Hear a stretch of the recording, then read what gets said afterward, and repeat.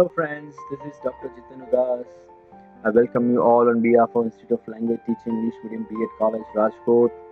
We are here with the third part of the comparison among philosophical theories of education. And in this video, we'll be comparing various teaching methods, the role of teacher, and discipline advocated by the four different philosophical theories. And the four theories, as you know, are idealism, naturalism, realism, and pragmatism. Here, the chief exponents I have repeated as we had already discussed in part 1, but just for the sake of, like, you may remember it easily. That's why, because these are the points, or these are the names which are often asked in competitive exams, like idealism.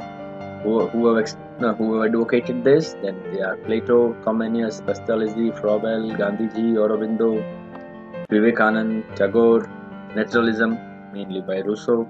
Rousseau has written the book Emile, where he has expressed his ideas regarding naturalism or naturalist methods of education.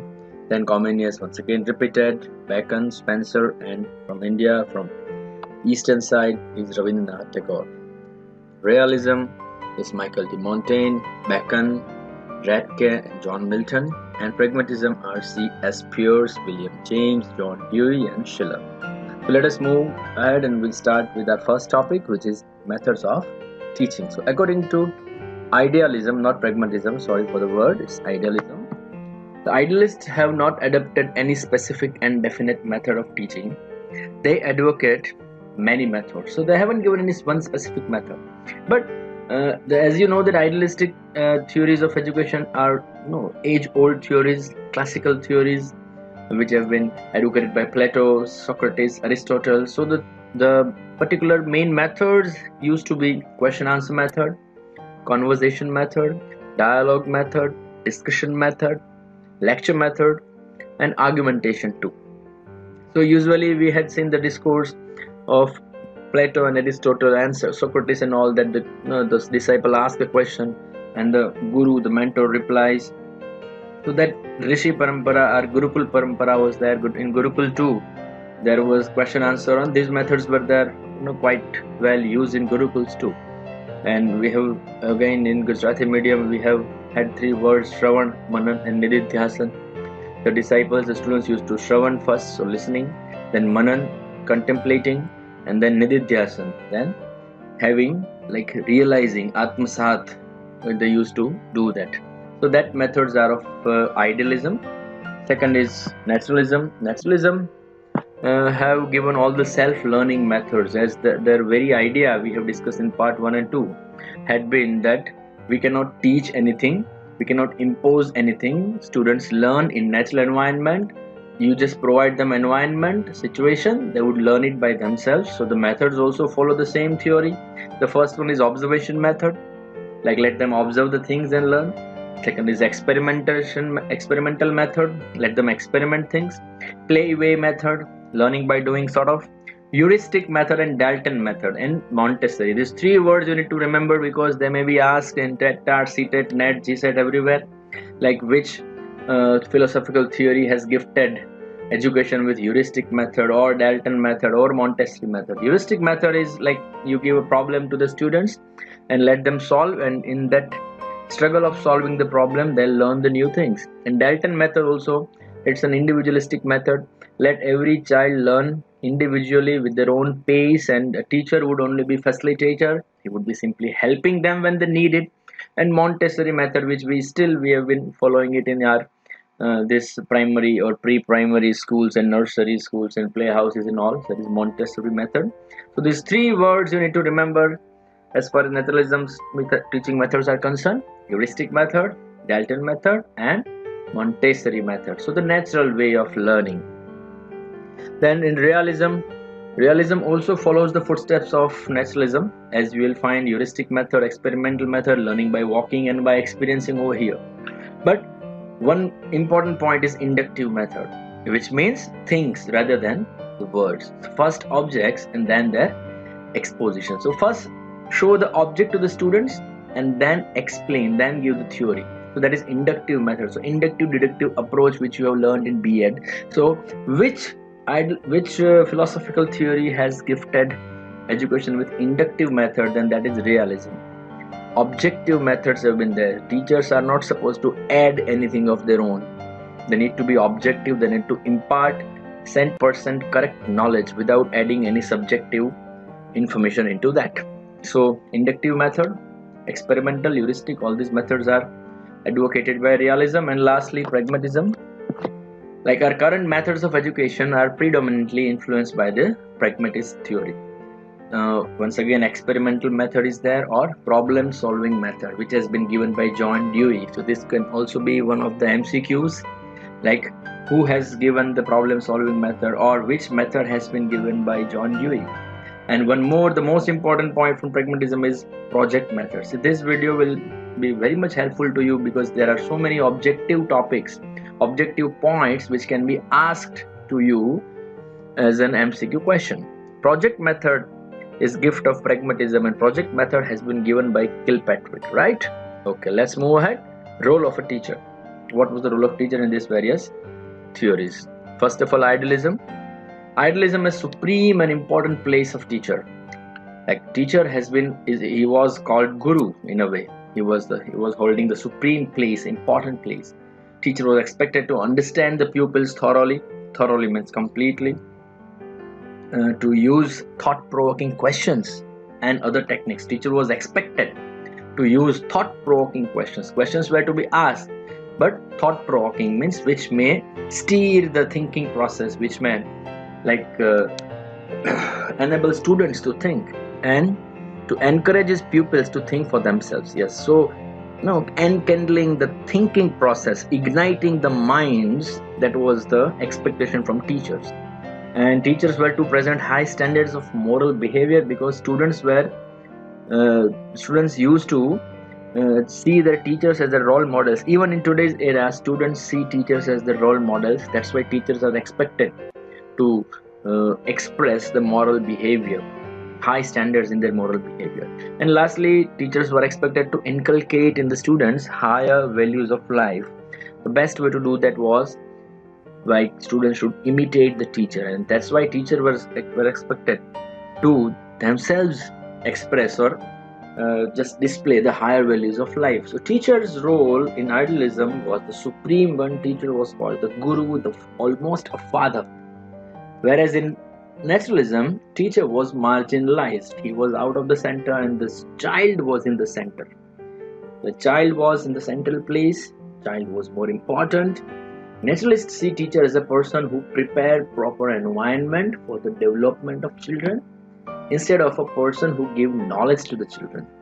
So here teacher's role was limited up to providing proper environment, and then simply stand in a corner and observe the students, and only appear when students needed the help. The teacher should not impose upon the child anything under his own authority or supremacy.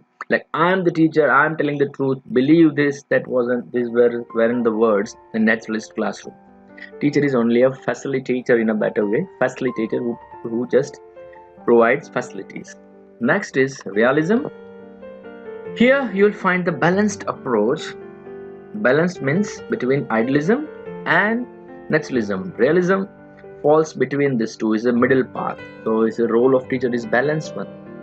Teacher's role is supreme. Teacher is considered supreme, and he needs to be, like, if you see the last point, the teacher himself must be trained and bestowed with intellectual, social and moral qualities. Bestowed with means gifted with such qualities, and he should present facts in the real form in an intelligent way. He should provide opportunities for observation and experimentation. So this is something which wasn't there in idealism. Else it's the same thing which we can expect from an idealist teacher. So here teachers were to provide opportunities for observation and experimentation. One more thing which has been realistic teacher or realistic education expects from a teacher is that the teachers were not supposed to add anything of their own while transmitting the information or the knowledge. So they were to give pure knowledge, and they themselves were expected to be very knowledgeable. And lastly will be pragmatism. The teacher works in the pragmatist classroom. The teacher works as a friend, philosopher, and guide to the students. He puts forth problems for the students to be solved according to their interests. Here again, he was a facilitator. Teacher does not consider himself superior to the child. He works in the class as a supervisor. So he was kind of tutor, more a tutor, less a teacher. So he was a facilitator, he was a supervisor. He was simply to create situations, to allow students to learn at their own pace. That was the role of teacher in pragmatism. So idealist believes teacher as guru, naturalist have no place for teacher. The same thing is for pragmatist. Naturalist and pragmatist have marginalized teacher, put him in the corner, where in realism, teacher there is a balanced approach. He is also a guru and is also a facilitator. And last topic is discipline.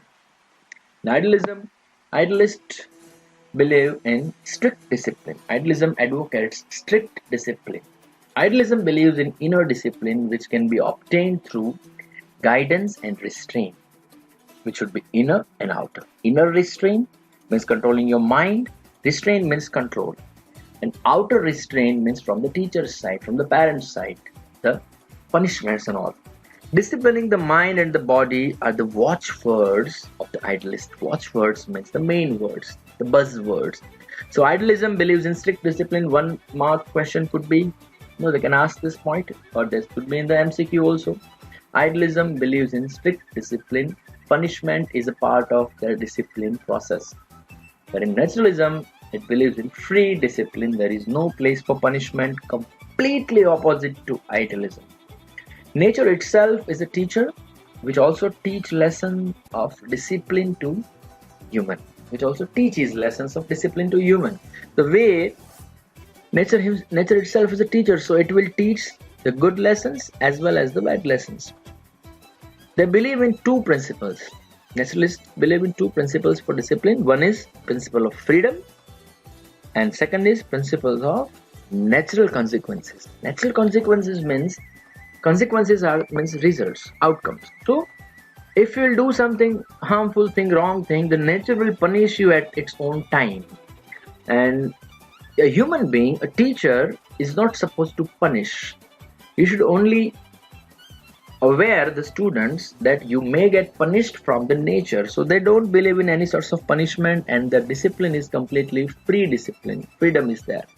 Whereas in realism, it believes in, as it's a middle path. So it believes in impressionistic discipline, not free, not strict, but self-discipline. So it believes in providing such a physical environment to the pupils in which they may learn to lead a disciplined life, and this in turn may become part of their habit. So creating such situations, an ideal situation, they should prepare the students for such ideal situations where they themselves would feel to behave in a disciplined manner. So it is a self-discipline cross theory or impressionistic discipline. So it's not strict, it's not free, it's self-discipline. Whereas pragmatists again condemned enforced discipline. Condemned means they were against the forceful discipline, strict discipline. It advocates social discipline. So you'll get 4 adjectives for all these 4 theories. Idealism, strict discipline. Idealism, strict. Then naturalism, free. Pragmatism, realism, self. And pragmatism, social. Strict, free, self, social discipline. It was based on child's interest, activities, and a sense of responsibility. So here it is. So here we have ended our third part of comparing philosophical theories. We hope that you would have enjoyed these lectures, and these lectures would be of great help to you in the future. Wish you all the best. Stay tuned. Here it is the website of our college, www.iltrajkot.org. You can visit the college and see the other activities done by the college. As I said in the last lecture, it is the only English medium college of Saurashtra region, and this college is only for those graduates who have done their BA with English literature